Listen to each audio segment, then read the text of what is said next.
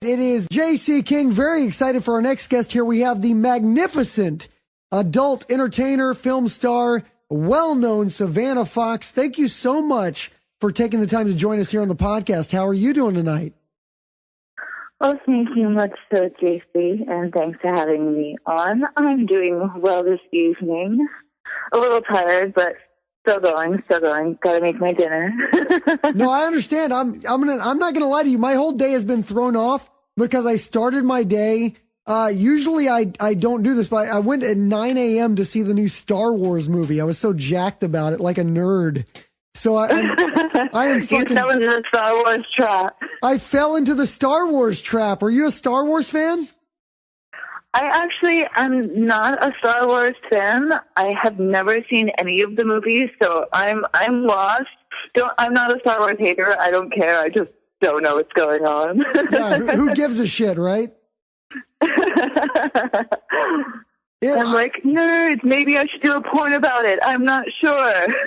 There was something we saw. What was it we saw the other day? We were looking up, there is the thing, when you're doing some of those porns, they do the parody porns of everything that you can name and everything you can think of. We saw one today. It was Black Wives Matter. Have you heard of that? Oh my God, no. I totally believe it. I can totally see it, but oh my God, no. Porn has no shame. They will do whatever. That's what, it was fucking crazy. I saw Black Wives Matter, and it was my producer. My producer's here with us right now. Hey-o, this is Serial. How you doing today?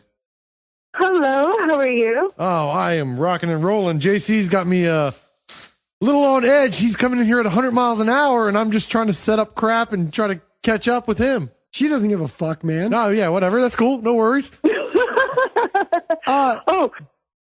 Can you guys hold on for 1 second? I'm actually going to be switching over into my headphones so I can hear the both of you actually better, because my phone is a piece, I'm pretty sure. No worries. Not at all. Ruff, you want to come join? I feel like if I'm going to be on a radio show, I at least need to have you in my headphones. Oh, there we go. Can you hear us better? I can definitely hear you better. Can you hear me okay? Yeah, well, you're exactly the same. Okay. So it's perfect. Perfect. So anyway, that we saw that Black Wives Matter, and it threw us the fuck off, because I was thinking about this the other day too. When you see, I was thinking, who was that I watched this documentary on adult film stars, and it was by this photographer, and it was called Aroused, and it had all these, she did an art book, but she interviewed people like Brooklyn Lee and Lisa Ann, and when they were doing these interviews, it was do you feel like, I guess this is the big thing, do you feel like there's this weird thing, because when they make documentaries, they try to have an agenda? I always feel like anytime I watch a documentary, it has an agenda. Do you watch documentaries? I will watch the occasional thing to keep myself informed, but my selection is more towards the YouTube documentaries, because I feel like they offer more variety, also, and not the same kind of pushy, like you're talking about, ulterior motives. Well, that's what this thing felt like to me. It felt like a big ulterior motive to make adult films in a certain light. Because at the beginning, Savannah, it was all I'm going to talk to adult film stars in an environment that's different than them. But at the end, they were all fucking crying and talking about shit. And I was just on this podcast, we've had a few different guests. We've had Tasha Rain and Alana Evans and now you. But I've never run into an adult film star who had all this I feel like it's different now. Not everybody's got all this baggage and shit. It's just a job like any job. And it's very weird to me that people need to fucking give it the stigma. Do you think it's weird that people try to do that? I do think at the same time, coming from a very kind of conservative family, I grew up with the stigma of porn. But I feel like as society as a whole is kind of trying to raise eyes and notice that porn becomes mainstream, but they still have that, like you said, they will still try to do that hit, oh yes, every girl has issues. It's there's that image of the typical porn girl, but like you said, sex work is kind of becoming a more and more common thing, especially for the way the workforce is. You have a lot of college girls who are like, hey, I could pay my tuition and graduate with not owing anything. This is a smart move for me. Yeah. So it's kind of shifting more from this is the broken daddy girl stripper on a pole image to I'm a working girl trying to pay my bills image. That's what I think. Because what it felt like to me is at first, it felt like a trap. It felt like the person who made this documentary spent the first half hour or hour of it talking to these people, making them feel comfortable with her. And then she wanted to, like, at the end, like, exploit it and make this whole point. And I was like, this is bullshit. Like, this is not, it's probably not indicative of the majority of people who are in the industry. I don't know if that's true or not. I just think that it's probably not accurate. It's definitely not true. I think porn has, like you said, there's so many different reasons now that people get into porn. It's like, you will have those people for this, but then you have people who are like, hey, I just really like cocaine, and this is how I get lots of money and do my cocaine. and then I'm just being honest here. No, it's awesome. It's great. So, no. You don't have to apologize because that's fucking true. That's what I think. What you're saying is what I think is the truth, which is basically like, it's just a job like any job. And the people that are in it it's like, I don't know, man. Like, I watched this other documentary called Hot Girls Wanted. Have you heard of that documentary? Well, okay. I think I have. Please refresh my memory for me. Well, Hot Girls Wanted was about like how in Miami, they're doing all this pro-am stuff. And, like what they'll do is they'll put a Craigslist ad up. They'll get a girl from like high school to come do a video. Yeah. And then I know what you're talking about now. Yeah. And then after that, then like they make it look like her whole life is destroyed or whatever. But it's like, again, it feels like an agenda based around this. I don't know. Like, it's weird to me because I just go like, it's a job like any other job.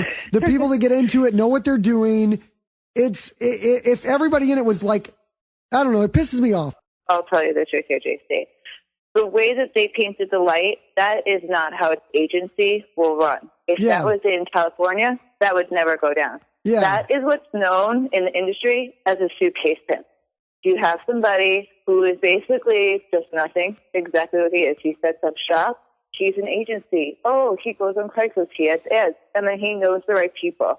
So he can take in these girls and they churn and burn them and just make their money. It's a fucking hustle like anything else. Yeah, that's what it is. It's a hustle, and it seems very so. Like Miami is like different than California in that respect. Then you're saying very much so, because California already has the laws for agencies placed in place where you have to be licensed and bonded in the state of California to represent anybody. And any reputable company in California will not accept a girl without their agency being licensed and bonded. So the girls are a lot more safer and they have more rights instead of just these girls who are being forced into doing these things that they want to do it, but they're kind of like going along with it. California has a lot more legitimate business being run. Yeah. And so that's what it's got to be, because it's almost like it seemed like when I was watching it was like the Wild West of pornography. And I was like, this is why you need regulation and laws and, you know, all those kind of things. And that's why it's in Miami and they didn't do it in California. Now, like Florida or Miami specifically is the kind of place where these like Bang Brothers and the Bang Bus, the kind of people that pull up and like, here's $100. Will you hop in the car with me and film this?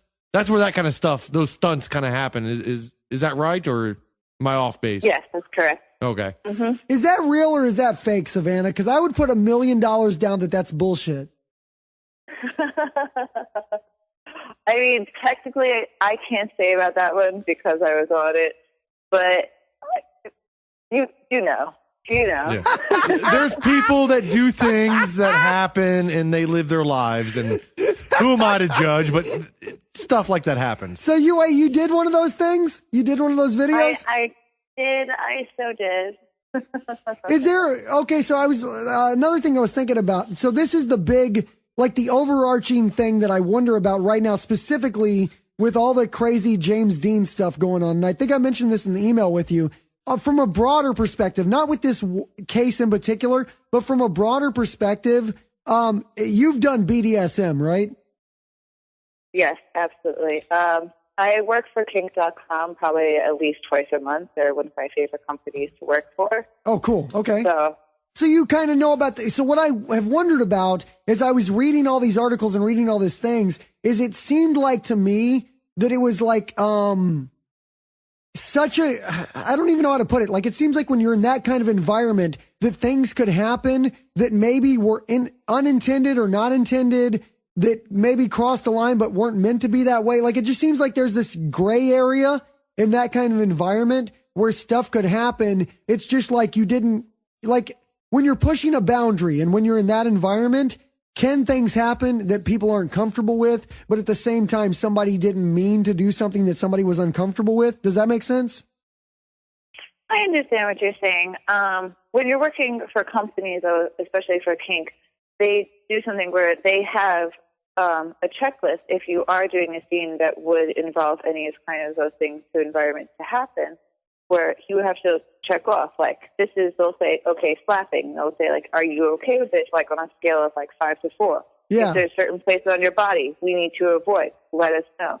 Like, if there's certain names you don't want to be called, if you don't want your hair pulled, there is, like, an extensive list that goes through that you check off, like, yes, these things I want, or no, please don't do them. Yeah. And then you sign it, and then the producer signs it, and the people you're supposed to be working with are looking at this as well.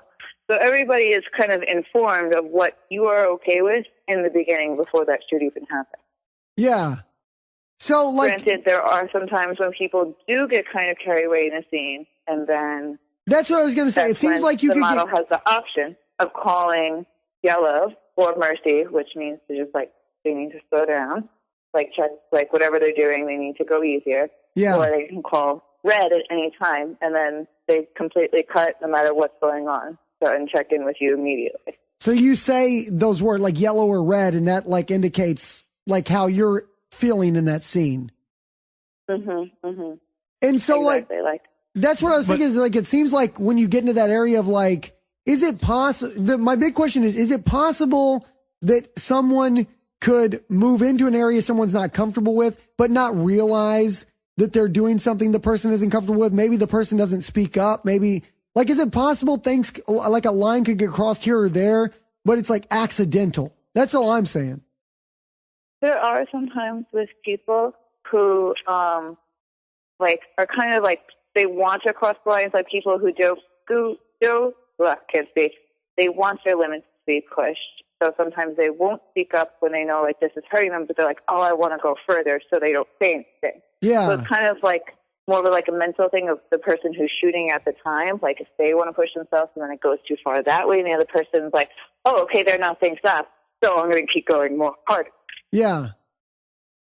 So is that, like, it just seems like that could lead to workplace issues that aren't, again, it's not like, it's different. It's like, it seems like it's like a miscommunication that could happen versus like this serious allegation. That's what it seems like to me, but maybe I'm way off base. I don't know.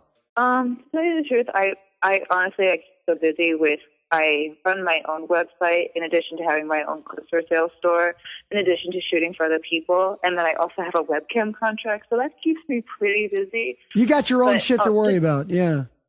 I got my own shit. Like, I'll pay attention because you have to pay attention, especially like if you're trying to, because in the porn world, you are your own name. Your name is your brand. That's what you're trying to sell to people. You're selling your body. You're selling your website. You're selling your pictures. You're selling your underwear. Yeah. So it's a constant job. So I keep up with who's like selling. I'm like, okay, what people I want to work with. Okay, people are tweeting about you. You look good naked. You want to come work with me? Stuff like that. I've always said that the porn world and the wrestling world are the most, like, wrestlers and porn stars know how to build their brand better than anyone else. I would agree with that, because that's what, especially if you're going to succeed in doing porn now, you have to, because otherwise you're going to be gone in 2 years and nobody's going to remember your name. It is such a saturated industry. Like, when you got into it, like, were you not like, did you think like, oh my God, there's like 1 million people trying this out. I've got to figure out a way to break out of the pack. Honestly, I didn't think about that when I first got in. I was kind of like, this is fun. Yeah, I'm going to fuck everybody. Like, I was like, came in with like stars, and I was like, I'm not going to be a porn star. And like, I was a crazy person. And then like after like my second year, I calmed down. I was like, all right, are you going to do this for real? Like, are you going to make this your job? Like, you know what I mean? Like, have that like heart to heart with yourself. Like, where is this going? Yeah. Yeah. So after I kind of made that decision, I was like, all right, yeah, let's do this. So that's when I started building my name as a brand and really trying to build up a following in anything that I can. And that's like, in addition to shooting porn, I love shooting a lot of fetish as well. So try to very cultivate that because it's one of my favorite things to do. I get to be a weirdo and people love it, and I'm a pervert and people love it. So it works out good. What's the weirdest thing that have you done any of that shit where like dudes wear like baby diapers and do the baby shit? Have you done any of that? I have not. I have yet to done the baby diaper fetish. I have done stranger things though, so don't I don't know if you want to go there. What? No. What? Yeah. What? Please share. What do you consider that is weird? I know this sounds very strange, but believe it or not, in the fetish world, farting is a huge thing. Okay. Girls farting. Fart porn? So, fart porn. Yeah. Have you ever like? I've done fart porn. Have you ever not sold? only have I done fart porn, I'm good at fart porn. You're good at it? Do you have to like? Good at it. Do you have to stock up beforehand? Do you got to eat a can of beans before you go do a fart porn? What do you do? Honestly, I have this trick that I do with my butthole that I can suck up all of this air. So I kind of like lean over, relax my butt. So I have all this air and I turn around. So now I have all this air to fart with. So I could just like fart it out. And then when it's mixed with like regular farts, I'm like, Savannah, I don't mean to interrupt, but I want to be completely honest with you. After you explain this, I am sitting here behind this mic attempting to do this motion, and I completely believe I have zero control over my anus as you're describing. I can't do that at all. I assume it's genetic because I really am. I'm sitting here trying to do anything, and there's nothing. Like it's just locked up. Well, congratulations. Oh, wait, I gotta ask her this. Hey, Savannah, like real issue about dudes versus chicks. All right, I was saying this earlier. Do you think so it's so much more acceptable for girls to be like, to go like gay, like to kiss a girl or to have a sexual relationship with a girl, but guys, it's not as allowed. It's like taboo. But I think every dude has an inner gay person. Like I think every guy kind of has the ability to be a gay guy. Smoke a little monkey pole. Do you agree with that or disagree with that? Could I disagree and agree at the same time? You can, whatever you think. I want to know what you think. For real. You know this stuff. I think it's totally acceptable for like girls kick girls. I'm like, yeah, hot girl, kick each other. But like, I don't like, me personally, like guys kissing guys. I'm like, I don't get it because I am not naturally really attracted to men. I'm like more attracted to women. So when I see two dudes, I'm just like, this is not doing it for me. Yeah, but it's two unattractive things. On the fact that there's an inner gay man in every man. Totally agree with you about that. Because when you're hanging out with dudes and they're partying and like it's just a bunch of dudes hanging out together, at some point they all start like trying to grab each other's dicks. Like it's a weird thing that happens. It just happens. You've seen it, right? You've seen that before, right, Savannah? It's weird. Dude, I am married to the man who has to show his dick to everybody. So you have no idea. I know. My husband never wears underwear, so everybody sees his dick all the time. I'm wow. Like, really, and then he has a really, really prominent P vein, so you could see everything. A P vein, you called it? P vein. A P vein. It's a vein that's shaped I shit you not, in the shape of like a big P. Oh, I thought you were talking about the urethra for a second. Holy shit. That is interesting. He's been branded for life. He is. But don't worry, he's in porn, so it's okay. Is it like, so that's the other thing. So like, now that you're, like how long have you been married? I am freshly married. Is that like 6 months? Less than a year? It has been 4 months. 4 months, all right. So is it now that you're married, do you only do scenes with your husband or do you still mix it up? I only shoot scenes with my husband as a male talent from my own website. However, I still book other work with different companies with different male talent. Is it so like and you said he's in the business too, right? Mm-hmm. Is it hard not getting like that, like, because you're in a relationship with somebody, you love somebody, you're married to them. Is it hard not getting into some kind of weird, like, jealousy? It is weird in the fact that we, like, after you love somebody like that and you realize you don't want to have sex with other people, like, I'll have sex with, like, women. We both love doming women together.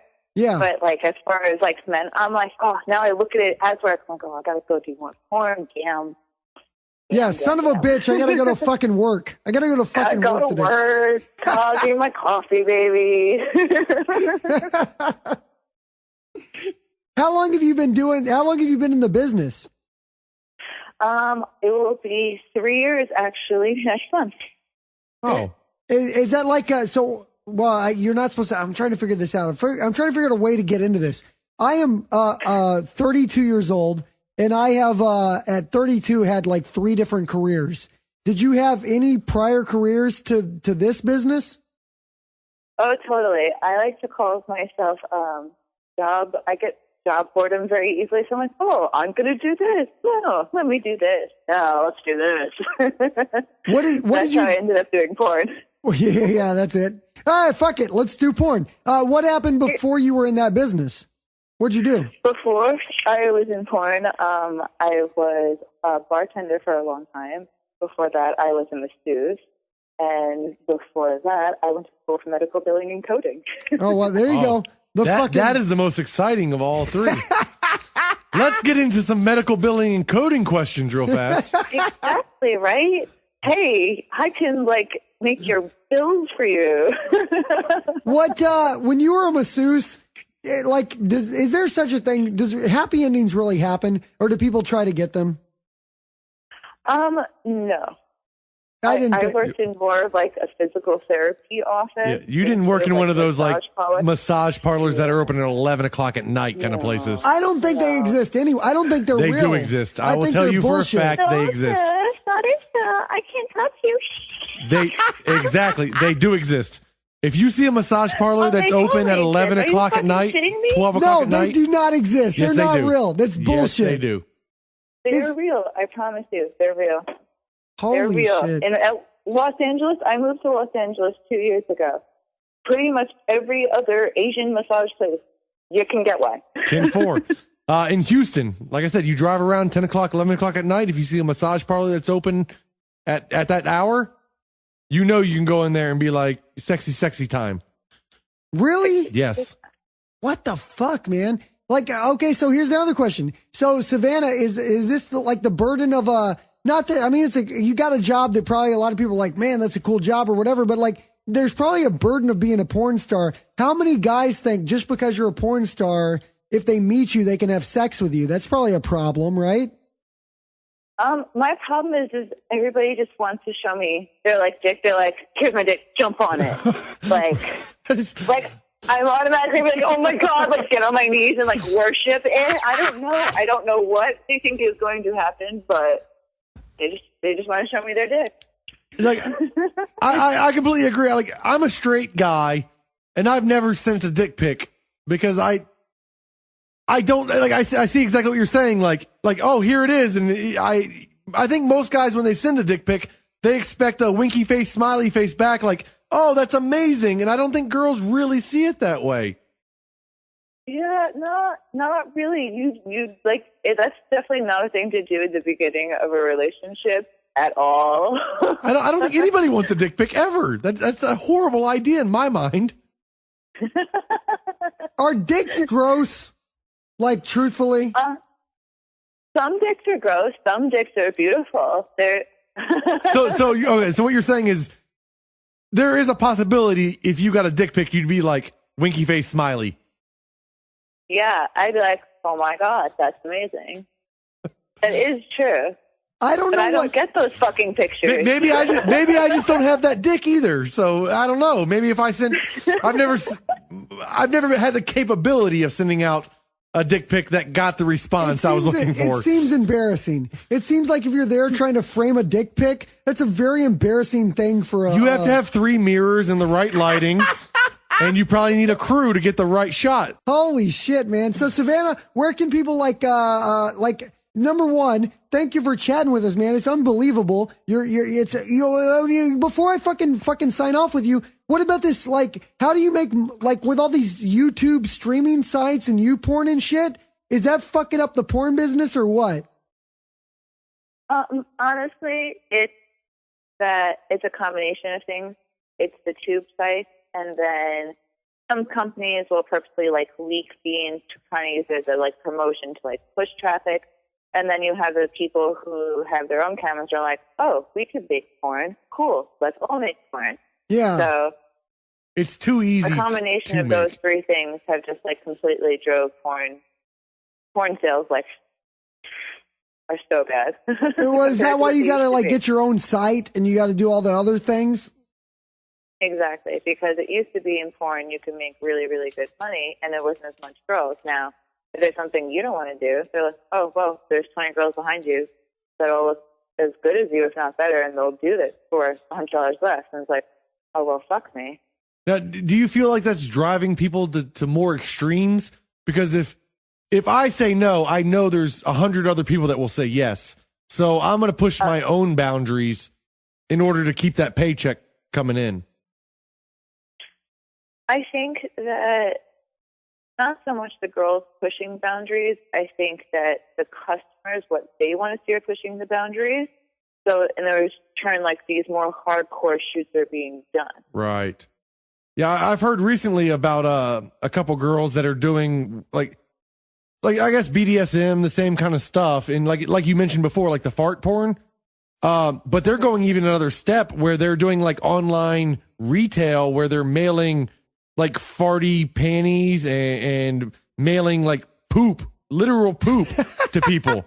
So they'll wear panties and fart in them all day, or they'll poop in a box, or they'll piss in a vial and mail it off for like $1,000 or $500. Can I say something? That's not that crazy. If I knew I could sell my shit in a box for money for $500, I would do that. That's not crazy. That's just business. No, dude. but no, the question stems back to, is it because somebody is willing to do it is why it's happening? Oh, okay. That's fair. Okay. I get what you're saying. So because, yeah, like exactly what he just said. He's like, shit, if I knew that, I would do it too. That's I what would. You do. You have these girls saying. Yeah, you're right, Savannah. I would sell my shit in a box all day long. So, but it is the market that's driving these new fetishes, these weirder, darker fetishes. For sure. Wow. It's fucking crazy, dude. Oh, and then, okay, Savannah, you're gonna disagree with me on this. This is the one area, because we're like, I feel like we have a good, like, I kind of feel like we're kind of becoming friends. We have a good rapport going on here, but you're gonna so fucking hate me because are you in California? Are you in, or is that where you're based for all the shoots and everything? Yes, I'm based out of Los Angeles and Las Vegas. Okay. It was a lot like this is where you're gonna hate me. And I don't mean anything by it. But I say it to every time I talk, like, I don't really think it's that crazy. Like when they talked about the condom law and everything, like in a way I was kind of like, that seems like it's good for the woman. That seems like it's protecting the people in the industry. But the people in the industry always tell me I'm a fucking dickhead asshole. And I go like, no, it's like it seems like a good thing. Like, but like the fact that I support. This is the thing. Yeah. This is the thing. Yeah. Nobody wants to really buy fucking condom porn. Who wants to see condoms in porn? No, you're right on that. So now what it's going to do is just drive porn underground, and that's all it'll do. People are going to keep shooting porn without fucking condoms, but it'll take all the people who are trying to do legitimate business. Now all their business being taken away, so now they have to pay the models less in return, because now those people aren't buying those condom fucking shoots. That's why the people in porn hate them so much. No, I understand. So do you see why I would partially like think like from an outsider's, I'm not in the industry, from an outsider's perspective, do you see how I could go like, that seems like a good idea? No, I agree with you. And that's what sucks, is because a lot of people don't understand the way that the dollar revolves around the porn world. Yeah. Because it seems like such a good idea from an outsider's perspective. But every time I talk to somebody on the inside of the world, they tell me how full of shit I am, which is okay. Trust me, Savannah, it's okay to tell me I'm a fucking idiot. It's okay. But, No, like, I agree with you as coming from an outsider's point of view. This is what you think. Yeah, condoms. That's good. Okay. Yeah. Totally. I agree. But now we're just pushing Sounds good. We're just pushing it underground, like you said. So everybody has to wear condoms. So now the Mexican cartels are doing the raw dog kind of style porn, and now we're just funneling money into Mexico, funding the cartels. I mean, it's not El Chapo. Yeah, El Chapo is now getting into the porn market. I know it's an exaggeration, but that's the outcome of these kind of laws in my mind. It is. It is. Unfortunately, it'll put a lot more girls. It'll do the opposite of what it's intended to do. No, I think you're right. And I heard this guy, the guy that was behind it in California, is a real dickhead. Michael Westinghouse or whatever the fuck his name is. I don't know what his name is. I hear he's a real dickhead. He is a fucking dickhead. He just has a complete hard on for the industry. Well, you know what's even probably crazier? I bet the dude watches porn. You know he does. No. It's those kind of guys. Like, who was the senator that was like, let's ban gay people, and then he got caught in an airport tapping his foot around trying to use a glory hole? Larry Craig. Yeah, Larry Craig. The same guy that's trying to pass laws against the same thing he's doing. Yeah, that fucking asshole. What do they say? Fucking point with one hand, jerk off in the other? Exactly. That's fucking it, dude. Savannah, you were so right. Because when I watched that Hot Girls Wanted documentary, they said all those chicks, they said in 3 months, all it takes is about 3 months before everyone knows that they're in porn. But the only reason everyone finds out they're in porn within 3 months is because everyone watches porn. Mm-hmm. So they know instantly. They're like, oh, you're doing porn now. How did you know that? Oh, I watch it every day. Well, you see, every night at exact 9:37 p.m. Hey, well, I get it. You're right. So I get why it's like the gun thing. That's why when I talk to people in the industry, it does make sense. It's like the thing where I talk to my brother-in-law. He's a big Second Amendment NRA guy, and he always says like, if they outlaw fucking guns, the only people who will have guns are the criminals, because criminals don't give a shit about the law. So it's like the same thing with a condom law, I guess. Exactly. Yeah. Well, fuck it. Where can people check you out, Savannah? Okay, for sure. I appreciate taking time. No, where can people go see you? Where can people like watch your shit, buy your shit, all that? Buy my shit. Well, they have a couple of options. If they can go visit SavannahFoxXXX.com is my website.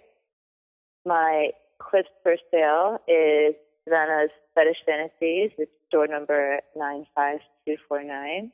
On social media, they can follow my Twitter at BigBootyFoxXXX or my Instagram at SavannahFoxEatsFox. You got to be careful on that Instagram. You can't free the nipple. Oh, my Instagram has gotten shut down so many times. I'm working on my fifth. You don't even know. Struggle is real. All right, there you go. So Savannah Fox, check her out. She's on Instagram, Twitter. Check her out on Instagram while you still can. That will probably be completely gone at some point. So I'm trying to be good. Don't report me, please. Yeah, don't report Savannah on Instagram. But thank you. You know what? A lot of people, I emailed a lot of people to ask them to come on and kind of give us like a big idea perspective on everything going on right now in the industry. And a lot of people weren't willing to like step up and talk. And the fact that you'll just share your ideas and your opinions, you're pretty fearless, you're pretty honest. And props to you for being, open, honest, and one of the leaders in your industry. Oh, everybody, I don't even care no more. Everybody is so political about everything. I'm going to tell it like it is. If you don't like me, I'm sorry. I'm a nice person, so fuck off. That's it right there. Savannah Fox, a big thank you to Savannah. Thank you for joining us. We really appreciate it. And you have a great night. Thank you.